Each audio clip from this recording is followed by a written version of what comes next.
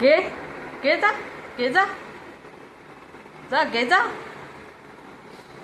घे. मगाशी जेजे बाप्पाच्या इकडे तू सरळ सरळ त्या जेजे बाप्पाला त्रास देत होतास प्रसादासाठी. ही वाटी मी आता काढून घेतली. वर चढून तू प्रसाद खायचा प्रयत्न करत होतास ना. कान कापणार रात्री जेजे बाप्पा. एवढा हवरा प्रसादासाठी मी जेजे बाप्पाला ही वाटी ठेवलेली.